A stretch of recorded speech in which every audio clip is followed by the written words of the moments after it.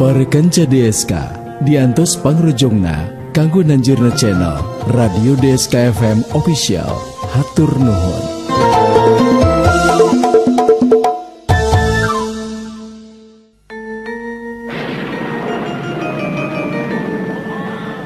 Teten, nyata geningan supatati ilmu maung teh ayeuna jadi kanyataan. Sabab jelas kabandungan ku diri aing anu jadi anak, anu kakargalihirkeun teh bet kieu kaayaan anak geningan. Nyaan, aing dorakati anak maung meureunna. Diri aing bener-bener benangku eta supata.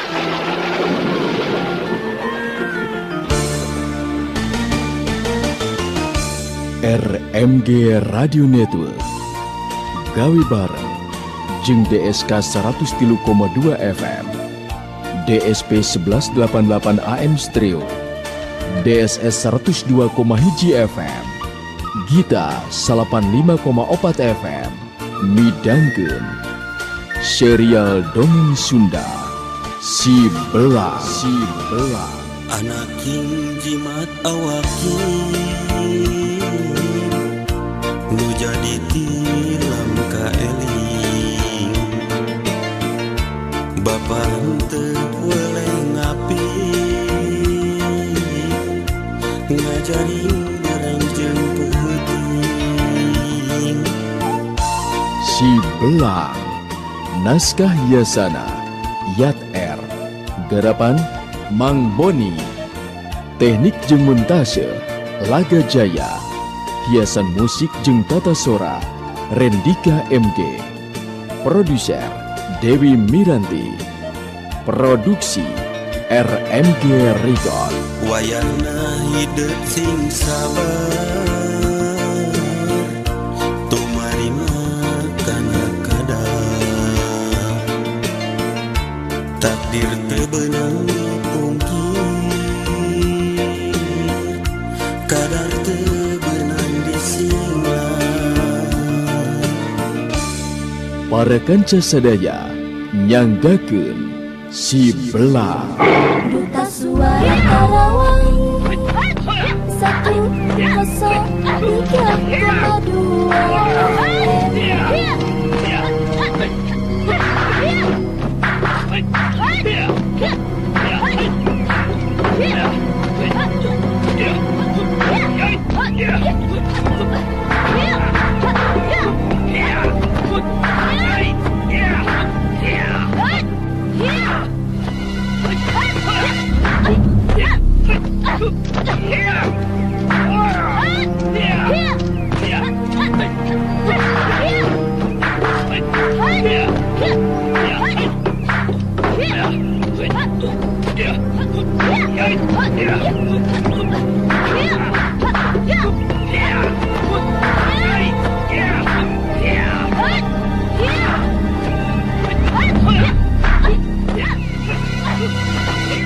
Nilawati imut tadi memang hatena panas lantaran timuru ngadenge caritaan Nyai Sari Gading anu rek pangantenan jeung seta buah hatena.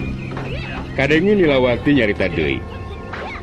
Abdi oge tadi nama ngahea panas hate teh kan. Ari manawi teh Kang Seta tos hilap kana janji urang. Kang Seta leres pada hianat ka abdi, hianat kana cinta urang kan. Moal Nyimas. Engkang moal hianat atuh. Da ngajukeun usul supaya diwalian ku Wanarabajra oge eta mah siasat. Sabab ku pamikiran engkang gesan mawa atau nepungan Wanarabajra tangtu bakal bantrok kakuatan jeung Mbah Buyut Salawe. Di mana lumangsung bantrokan kekuatan didinya engkang init ngaloroskeun diri. Nilawati unggut-unggutan bisa ngarti kana maksud caritaan seta anu jadi buah hatena. Abdi ngartos Kang Seta. Malah abdi yakin akan Seta moal dugikeun kalunca-lunci luncat mulan udar tina tali gadang. Kitu deui diri abdi moal ungut kalinduan kedah kaanginan. Cinta urang moal tiasa dipisahkeun upami sanes ku pati. Mudah-mudahan we si Belang mampu ngungkulan Nyai Sari Gading. Itu tah Nyimas. Nu akhirna urang pada salam carerea. Nilawati jeung Seta musirkeun perhatianana kana lumangsungna tarung antara Nyai Sari Gading jeung si Belang.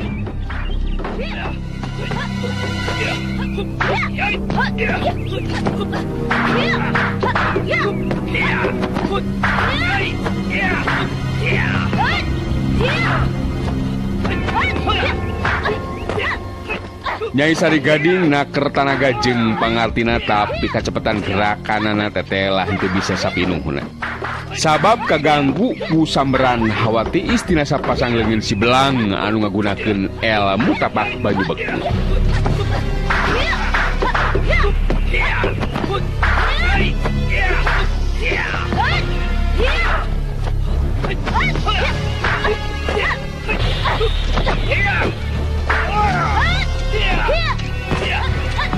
Samberan pedang liwat sababaraha senti tina beheung si belang.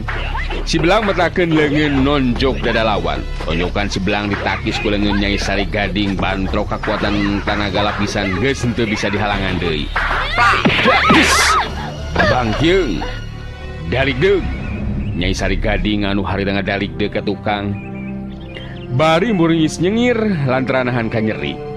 Kaget anu lain dikeuna sabab leungeun anu bantrok kakuatan jeung leungeun si belang jadi asa komper lir upama anu beku hese digerakeun. Nyai Sari Gading mancukeun deui tangtunganana tetep seukeut ka si belang bari ngagerendeng ngomong sorangan. Nyata Yenungan si belang teh teu bisa dianggap enteng ajen pangartina. Waktu bieu aing bantrok kakuatan kerasa lengan aing asa komper jeung samu anu beku hese digerakeun. Amun naon anu digunakeun ku si belangnya. Hawati anu kaluar tina sapasang leungeunna nembus kana kulit, daging jeung tulang, ngajadikeun gerakan aing teu bisa cepet sakumaha mistina. Edan, pira ku aing kudu eleh jajaten ku si belang onaman. Ningali Nyai Sari Gading ngajanteng nangtung tacan ngalakukeun di panarajangna. Si belang kadenge harita nyarita ditujukeun ka Nyai Sari Gading. Ayeuna maneh rek terus kumaha? Rek terus kumaha Sari Gading? Ceuk uing mah tarungna entos entong diteruskeun euy. He belang, maneh entong waka gede hate deui. Si Sari Gading tacan rumah saele jajaten ku maneh belang. Ya tarung urang teruskeun deui, nepikeun ka salasa urang aya anu ajal. Coba urang teruskeun deui. Tadah ye.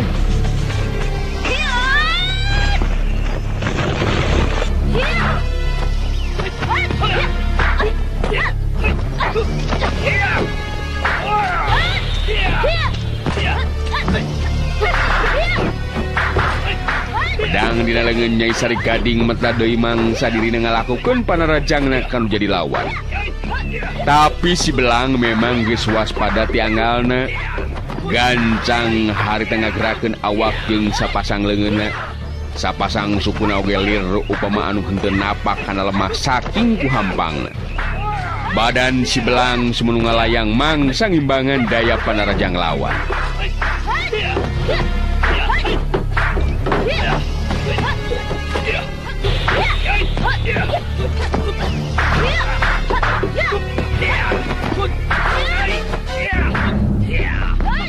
Nilawati jeung Seta silih teuteup duanana bisa ngabandungan tahapan ajen pangarti si belang nyata mampu ngungkulan lawan.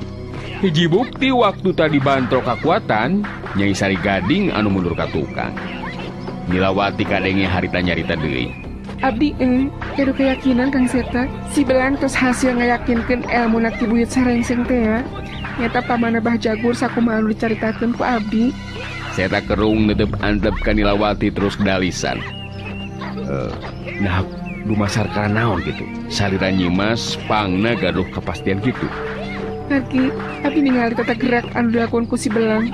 Jelas sanes ilmu silat ti Mbah Jalukcuk. Aki abdi Kang. Nani ilmu silat anu asing ke diri abdi.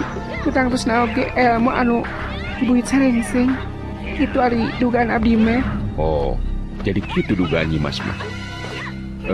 Upami leres itu dugaan nyimas. Engkang gaduh keyakinan si belang jelas menang angin atau buktosna. Waktu tadi bantrok kakuatan Nyai Sari Gading geuningan anu mundur ka tukang. Leres gitu Kang. Dugaan abdi oge sami. Mung kantun ngantosan waktos ieu mah. Nu jelas si belang memang tos Benang angin. Buktina sanajan Nyai Sari Gading sakitu karangna dina metakeun pedang, nanging si Belang tetep mampu ngimbangan lawang. Tuh, tinggal Mas. Nyai Sari Gading ngarangsek deui dilawati jeung seta musirkeun di perhatian anak-anak lumangsungna tarung. Memang bener Nyai Sari Gading anu ngarasa penasaran hatena harita ngarangsek deui ku panarajang anu leuwih garang.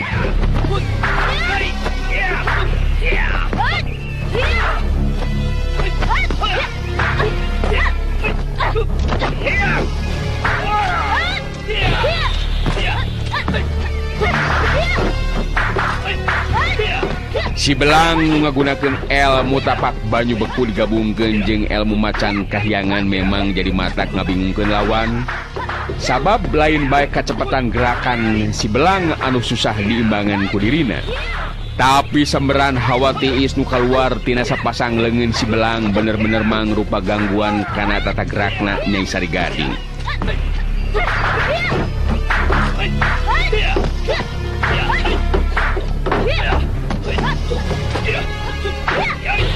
Nyai Sari Gading ngagero kaget waktu dadana rek kabeunangan ku cakaran leungeun katu si Belang. Cakaran leungeun katu si Belang bisa disingkahan tapi leungeun kenca si Belang ngalakukeun tenggelan kana leungeun katu lawan anu keur nyeklan pedang. Tenggelan anu ngandung kakuatan ilmu tapak banyu beku.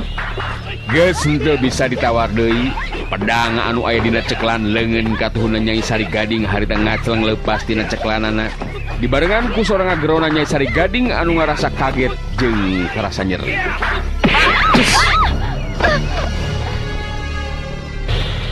Nyai Sari Gading mundur ka tukang, si Belang yusul tepus ku panarajang susulan. Leungeun katu si Belang ngacelebet kana dadana Nyai Sari Gading. Celebet, jis! Cengkang, kemut. Nyai Sari Gading harta ngacengkang terus rubuh ngabamengkang. Karasa sakujur awakna lir upama anu beku hese digerakkeunana. Masih kena untung si Belang memang taya maksud ngabinasa lawan.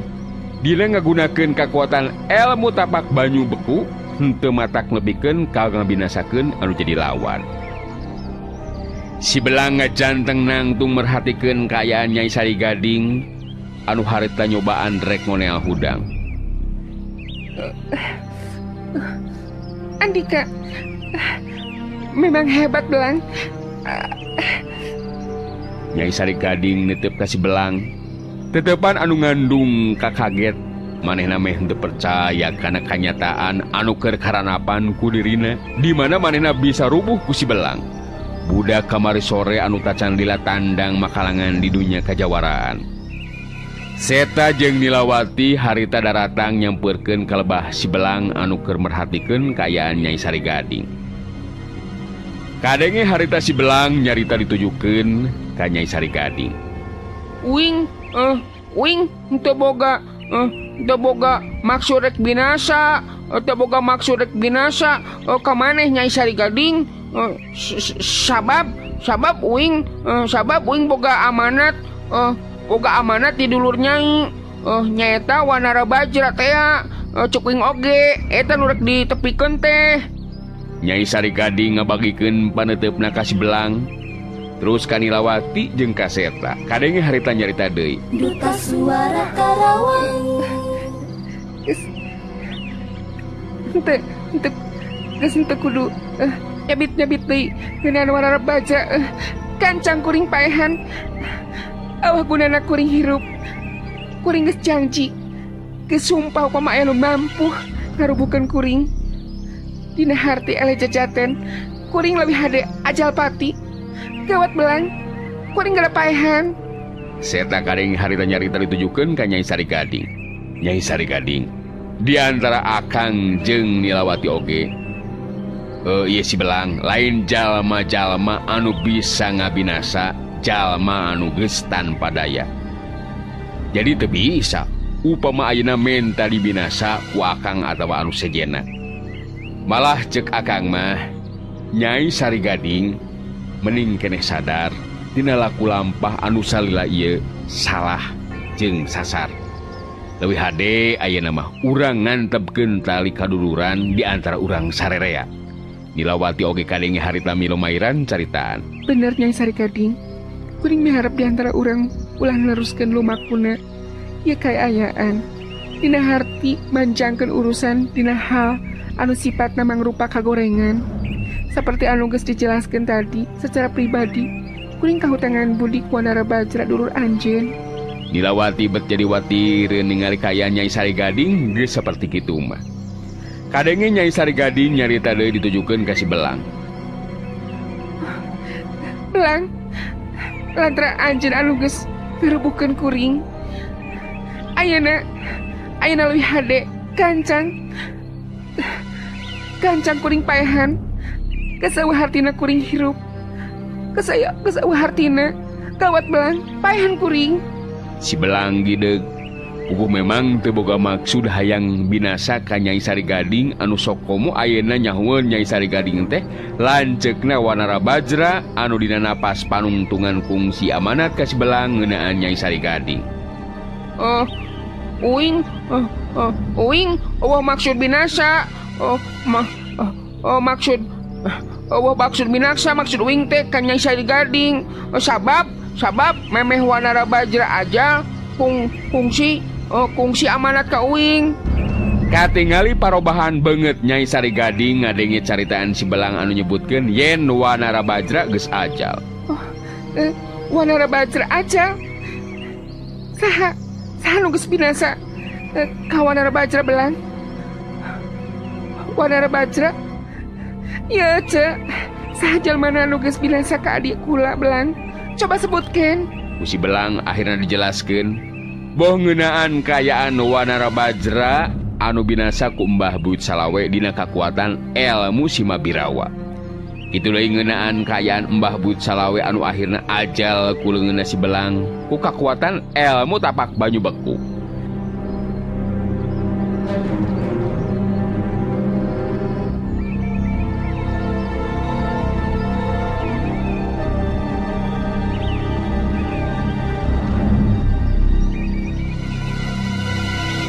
Kabehanana dijelaskeun ku si Belang sakalian ngarah bisa kanyahuan ku Nilawati jeung Seta.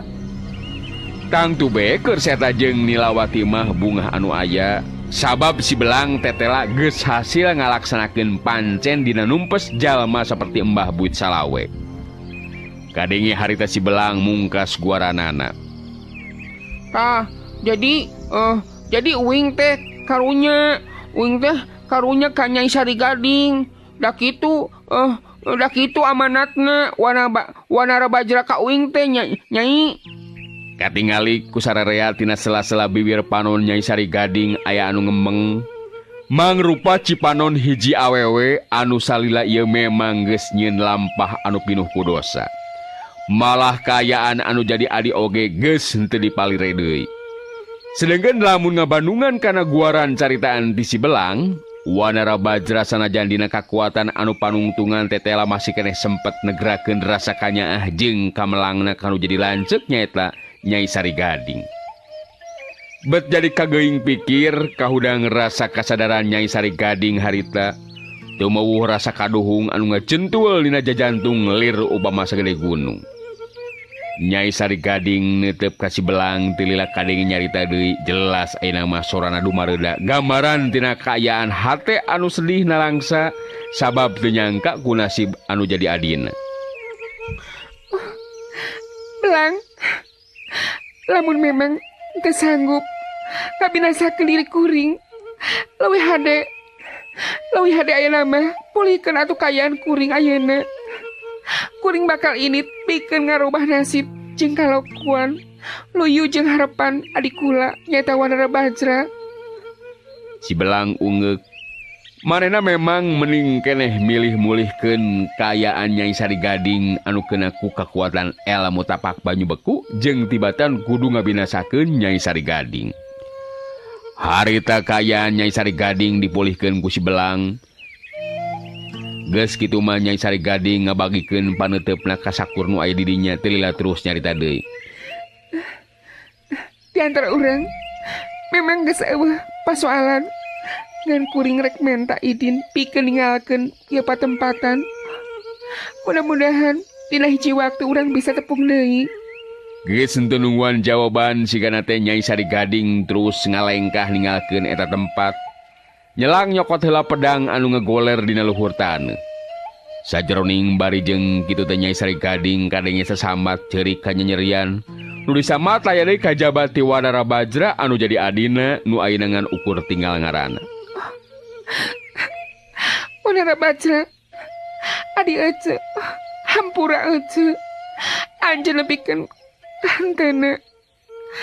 Lantaran gara-gara ece nepikeun ka hentena pisan ndekung si tepung heula di antara urang.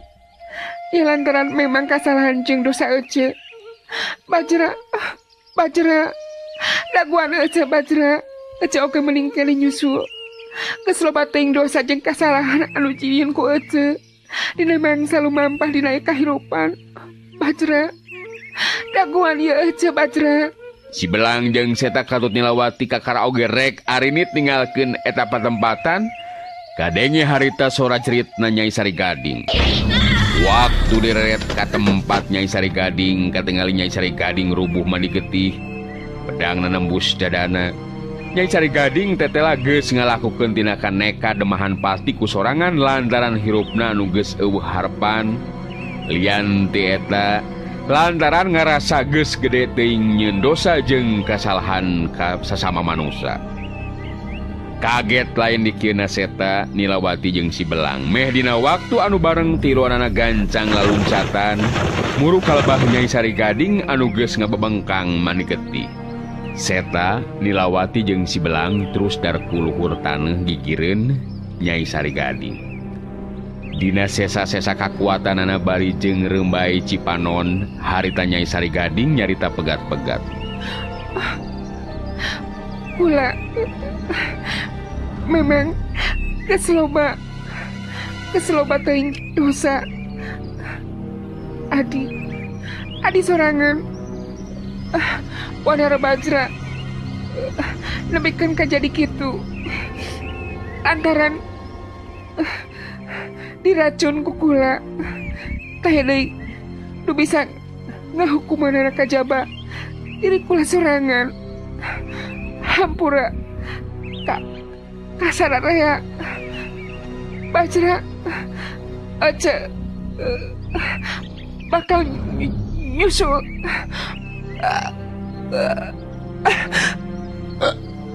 Ceklek. Harita Nyai Sari Gading ngalepaskeun nyawa, ngalepaskeun napas anu panungtungan ditungkulan ku si Belang, nilawati jeung Seta. Tiluanana silih teuteup, kadenge Seta nyarita di barung jeung narik napas panjang. Henteu nyangka upama Nyai Sari Gading bakal ngalakukeun tindakan nekat saperti kitu. Teu sangka Nyai Sari Gading bakal ngalakukeun tindakan nekat saperti kieu. Sigana bae lantaran memang geus eueuh deui pilihan keur nebus dosa jeung kasalahanana. Bet ari ningali kieu mah tetep beh sedih nyimas akang teh. Nilawati tungkul bari ngawalon lalaunan. Terus gitu Kang, menghanyakalna teh kasadar Nyai Sari Gading telat. Sadarna saatosna Wanara Bajra nu jadi adi, terus henteu aya di kieuna. Kayaan anu memang ngaprihatinkeun. Mudah-mudahan we tenang terus aya di alam kalanggangan mah. Innalillahi wa inna ilaihi rajiun. Kawit ti mantenna, mulih deui ka mantenna. Ngarasa boga kawajiban pikeun mulasara jeung nguburkeun layon Nyai Sari Gading sakuma mistina, harita kutiluanana terus diurus. Duta Suara Karawang 103,2 FM. Sanggeusna beres nguburkeun layon Nyai Sari Gading, nilawati neuteup ka Seta terus nyarita. Salajengna kumaha ayeuna lampah urang Kang. Nah balik ngebujing ka mana dupi Kang Seta balik ka mana kitu-kituna. Seta males teteupan nilawati terus ngawalon. Nya ari engkang mah sejak tumut kasalira nyimas. Eta nyimas ayeuna bade ngebujing ka mana kinten-kintenna. Nilawati ngaret ka si Belang.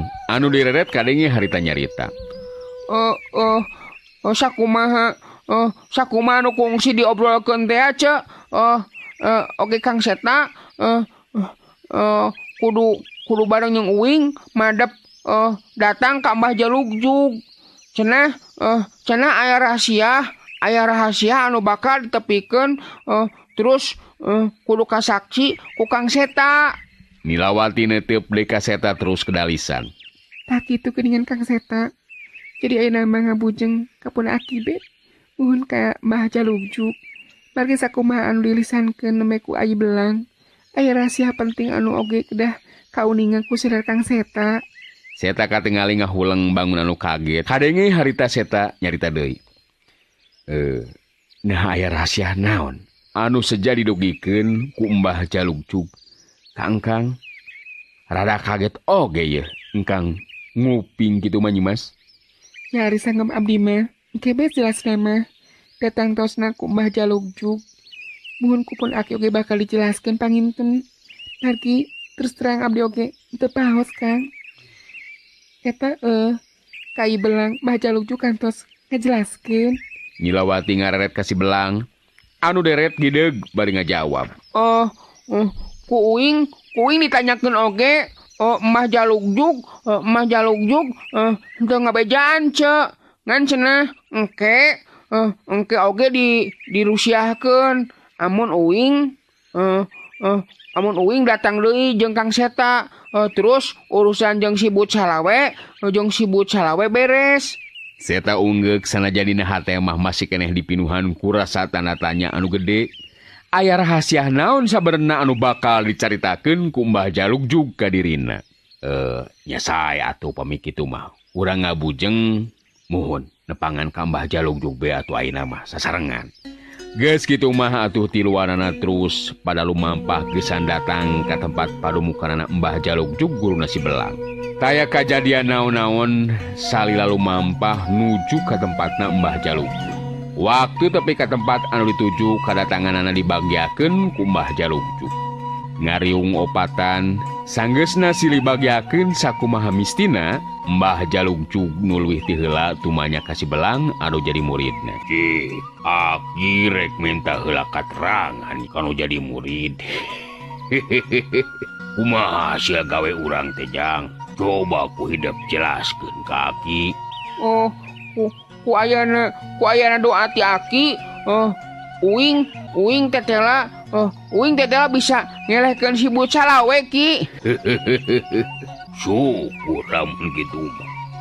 Ngantang tu aya jalan caritana meureunna pangna bisa ngelehkeun Mbah Buyut Salawe teh.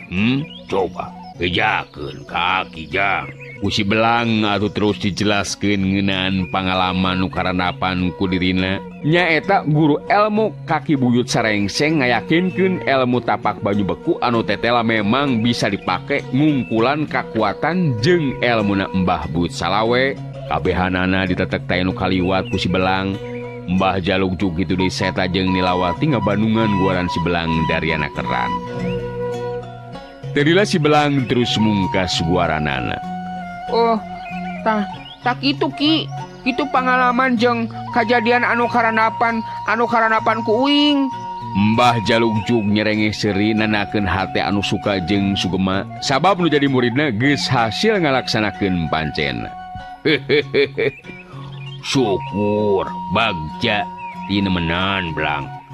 Hidup geus hasil ngalaksanakeun pancen sakumaha mistina.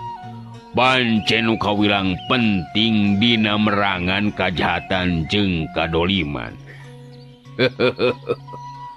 Atuh diri hidup guru elmu kaki But sarengseng henteu nyalahan. Sabab iana memang jalma anu sarua jeung Aki, hartina jago kolot nu napak tina aliran anu lempeng atawa aliran putih kasupna. Bagja Aki ngadengin Jang. Malah ayeuna hidup geus datang jeung Seta ka dieu nohonan kana pamenta Aki. Seta netep ka Mbah Jalugjug telah terus nyarita. Numawi terus terang abdi dugikeun ka ayeuna masih keneh tanda tanya ieu teh. Ku ayana salira saurna teh bade ngadugikeun rahasia penting. Rahasia naon anu jadi dugikeun ku salira teh? Mbah Jaluk juga bagikeun paneuteupeuna, teu lila terus kedah delisan. Dah, ayeuna mengpeung urang ngariung. Memang ayeuna waktuna anu hade pikeun urang ngabahas atawa ngarusyahkeun naon anu bakal diguar kukula dina waktu ayeuna. Si Belang nilawati kitu deui seta geus eueuh anu nyarita tiluanana merhatikeun kalawan daria naon rupa anu bakal dirusyahkeun ku Mbah Jalugjug dina waktu harita. Teu lila Mbah Jalugjug kadenge harita nyarita. Ieu rahasia anu bakal ditepikeun teh kawilang penting. Malah aya hubungan antara seta jeung Jang Belang. Leuwih ti heula aya anu bakal dijelaskeun ngeunaan maung indung kukutan si Belang anu memang manut jeung tunduk ka kula. Perlu dikanyahokeun ku sarerea ku hidep tiluan. Eta indung maung atawa maung indung kukut hidep teh Belang lain maung biasa tapi maung kajajaden anu akhirna secara gaib ngabejakeun yen si Belang teh anak ti awewe anu ngaran Suwangsi sedengkeun lalakina ngaranna Bardan. Waktu Bardan keresep keneh jadi paningaran bet salah nembak nu beunang lain mencek kalah ka anak maung. Nya harita Suwangsi indung hidep Belang keur ngandung 8 bulan nu akhirna menang supata nya kayaan hidep teu sarua jeung anak jalma biasa. Eta ngeunaan riwayat hidep Belang. Keh, lanan tenang. Ulah waka aya nu cumarita memeh kula anggeus nyarita. Seta alias Bardan ngaketer hatena. Geus hayang sapokokeun ngomong tapi Mbah Jalugjug minta sangkan ulah waka aya nu cumarita. Seta ngan ukur bisa ngomong jero hatena bari ngaret kalebah si Belang. Pahingan beda. Kontakna kana hate ai. Bet asa deukeut sarta henteu ngarasa asing ka si Belang. Si mana horeng geuningan anak sorangan. Kada teuing we Suwangsi mun nyahoeun mah piraku henteu kaget jeung bunga hatena. Mbah Jalugjug kadenge harita kedah dilisan. Tah, ngeunaan riwayat hidup bieu geus dijelaskeun Belang ku akinya. Jadi sabenerna mah hidup bakal bisa pulih deui eta kulit lumrah jeung jalma biasa ku cara leupas tina kakuatan Supartatea. Ngan tangtu aya carana. Tah, ieu nu masih keneh poekeun keur aki. Tapi engke bakal bisa kasungsi ku diri hidep. Nu penting ayeuna urang ngaguar heula ngeunaan panca kakinya. Waktu seta buka rahasia pribadina ngeunaan saha dirina anu sabenerna. Kula sabenerna ngabandungan kana eta kayaan. Geus kitu we meureunan kuduna. Akhirna nu tadina ngan ukur mangrupa perasaan wungkul akhirna jadi kanyataan. Sabab Bardan salakina Suwangsi nyata bapana si Belang teh nu salila ieu jadi seta. Tah ieu teh bapa hidep anu ngayuga Belang. Jang seta geus teu kudu mungkir. Engke secara pribadi bisa nyarita paruduan jeung nu jadi anak. Naon sababna make nyamar jadi seta sagala rupa. Ulah ukur kanilawati wungkul bisa balaka teh. Ieu rahasia penting anu kudu dijelaskeun atawa dibuka dina waktu ayeuna. Seta jeung si Belang silih teuteut. Aya geteran kakuatan anu lir upama kakuatan gaib. Si Belang bibirna geleter terus ngomong lelaunan. Jadi ieu teh Papa Uwing. Saya unggek hatena geter bareng jeung ngegeleterna bibir waktu nyarita ka si Belang. Oh, bener Belang. Ieu Bapak hidup naon anu dicaritakeun ku Mbah Jalugju. Memang kitu kanyataanana. Dalah Bapak oge ti sabang prak tepung jeung hidup. Sanajan batur mah nganggap musuh, tapi batin Bapak asa geus deukeut jeung diri hidup. Bagja urang bisa tepungkeun di dieu anak ieu. Belang, anak Bapak. Si Belang jeung Seta Silirang henteu bisa digambarkeun ku caritaan kumaha rasa kabungah jeung kabagjaan eta dua insan. Anak jimat awaki nu jadi tilam ka eling. Bapak teu weleh ngapi ngajari bareng jeung peuting.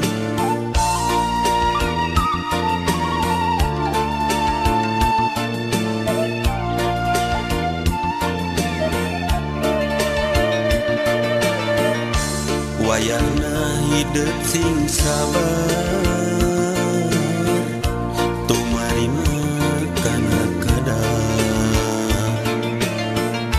Takdir teu beunang pungkir, kadar teu beunang disinglang. Duta Suara Karawang. Mbah Jalugju gadengi harita kedal lilisan. Geus cukup Belang. Jang Seta masih keneh loba waktu mangsa silih cacapkeun rasa kasono. Anu jelas urang muji syukur kanu agung sabab ayeuna bisa riung mungpulung dikersakeun ku anu maha kawasa nu ngatur lumakuna kahirupan di pawenangan. Dah jeung anu jadi bapak mah hidup ayeuna geus tepung Belangnya ngan tetep merenang. Ieu kabagjaan teh tacan sagemblengna. Naon sababna? Sabab hidup can tepung jeung indung anu ngandung eta anu kudu diteangan ku hidup Belang. Duta Suara Karawang 103,2 FM.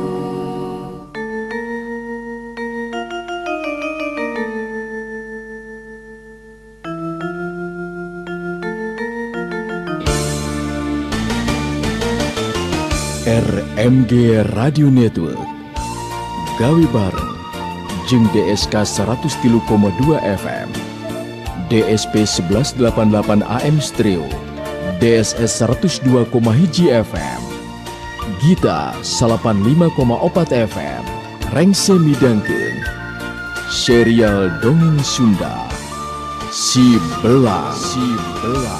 Anak jimat awaki nu jadi tilam ka eling. Bapak teu weleh ngapi ngajari bareng jeung peuting. Si Belang. Naskah hiasana Yat R. Garapan Mang Boni. Teknik jeung montase Laga Jaya. Hiasan musik jeung tata sora Rendika MG. Produser Dewi Miranti. Produksi RMG Record. Wayahna hidup sing sabar tumarima kana kadang. Takdir teu beunang pungkir, kadar teu beunang disinglang.